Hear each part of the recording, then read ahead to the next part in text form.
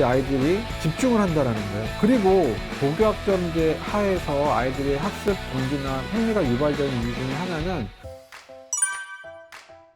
안녕하세요. 저는 자녀분의 공부 고민을 해결해드리는 공부요정입니다.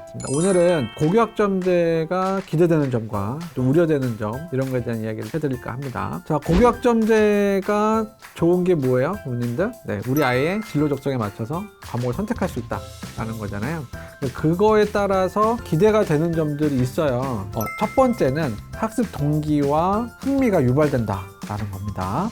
수업 중에 절반 이상이 잠을 잔다라는 이야기는 많이 들어보셨죠. 실제로 선생님들이 가장 힘들어하는 부분이시거든요. 그러니까 아이들이 왜 잠을 잘까 생각을 해보면 본인한테 관심 없는 과목들이기 때문에 그렇잖아요. 그런데 이제 고교학점제에서는 본인이 자기 진로 적성에 맞춰서 과목을 선택하다 보니까 이제 아이들이 집중을 한다라는 거예요. 그리고 고교학점제 하에서 아이들의 학습 동기나 흥미가 유발되는 이유 중에 하나는 상대평가가 아니었다라는 거죠. 성취평가제이기 때문에 조금 더 부담 없이 성적에 대한 스트레스를 덜 받는 거죠. 예를 들어서 한 반에 20명이 있다라고 하면 기존처럼 무슨 등급제다 그러면 1등급 받으려면 내가 무조건 1등 해야 되는 거 아니야? 라고 생각을 할 수 있잖아요. 근데 성취평가제에서는 절대평가이기 때문에 그러다 보니까 서로가 경쟁하기보다는 협력관계를 통해서 좋은 분위기에서 공부를 하다 보니까 아이들이 학습에 좀 더 집중을 하게 되고 그러니까 수업 때 이렇게 눈이 떠져서 반짝반짝 하는 애들이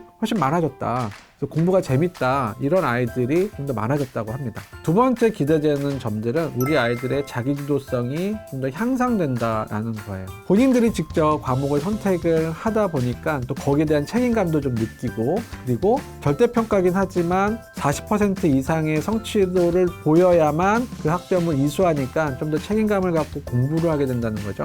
공부에 관심이 없던 아이들이 보다 공부에 대한 관심이 생기면서 스스로 공부하는 계획도 좀 세워보려고 하고, 그리고 실천해 보려고도 하고, 이러면서 자기 주도성들이 조금 더 향상이 되고 있다라고 합니다. 근데 제가 기회가 될 때마다 말씀드리긴 하지만 자기주도 학습이라는 거는 아이들이 혼자 공부하는 독학과는 조금 달라요. 자기주도 학습은 어찌되었건 교육 환경 안에서는 교육자와 학습자가 있는 건데, 그 교육자와 학습자가 수평적인 관계일 때 공부가 자기주도 학습이거든요. 그래서 자기주도 학습을 잘하기 위해서는 항상 교육자가 옆에서 관심을 갖고 지켜봐 줘야 됩니다. 그래서 우리 아이들이 자기주도 학습을 잘 하는 데 있어서 너 혼자 잘해 라고 얘기하지 마시고, 부모로서 혹은 선생님으로서 내가 뭘 도와줄 수 있을까를 항상 염두에 두시면 우리 아이들이 조금 더 자기주도 학습을 더 잘할 수 있을 것 같습니다. 고교학점제가 기대되는 점 세 번째는요, 학생들 개개인의 어떤 다양성을 존중해 줄 수 있다라는 겁니다.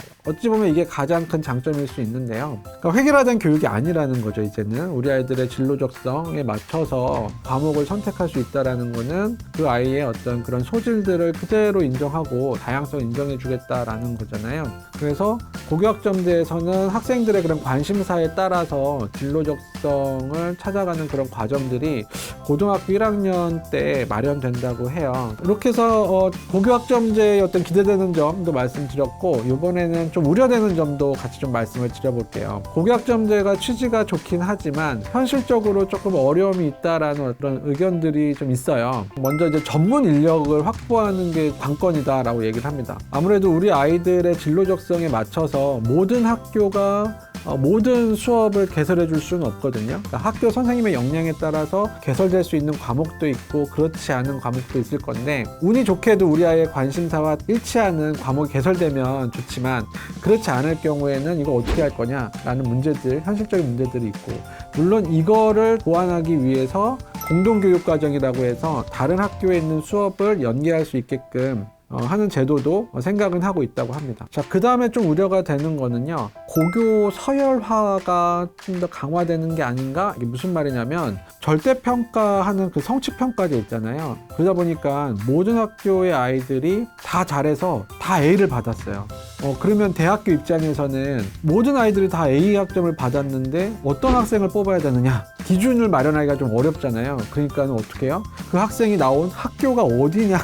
이런 것들에 집중을 하게 된다는 거죠. 그래서 좀 우수한 아이들이 많이 있는 학교와 그렇지 않은 학교의 학생들을 비교 평가하게 되면서 이제 고교의 서열화가 좀 강화되는 거 아니냐, 이런 우려들이 있습니다. 물론 이것을 위해서 2025년도부터 과학고를 제외한 모든 특목고를 다 일반고로 전환시키는 그런 계획을 갖고 있어요. 외고나 국제고도 다 일반고로, 그 다음에 전국대인 자사고나 지역대인 자사고도 다 일반고로 전환시켜서 그런 고교 서열화를 좀 방지하겠다라는 제도를 발표를 했죠. 그러다 보니까 지금 09년생들이 대학교를 진학하는 게 2028학년도거든요. 고교학점제를 거친 고등학생들을 어떻게 선발할 건지에 대한 기준, 그런 기준을 언제 발표할 거냐면 2024년도 2월에 발표한다고 해요. 09년생 자녀를 두신 분들은 2024년 2월을 미리 알람 설정을 좀 해놓으시기 바랍니다. 자, 이렇게 해서 오늘은 고교학점제의 어떤 기대되는 점, 그리고 우려할 점, 이런 것들을 좀 말씀을 드렸어요. 다음에는 실질적으로 이제 그러면 고교학점제에서 무엇을 준비해야 되느냐, 그거를 하는 방법을 좀 안내를 해드리도록 하겠습니다. 자, 오늘 영상이 도움이 되셨고, 그리고 앞으로 영상도 기대가 되신다면 구독과 좋아요, 그리고 알람 설정 부탁드립니다. 지금까지 저는 자녀의 공부 고민을 해결해드리는 공부요정이었습니다. 감사합니다.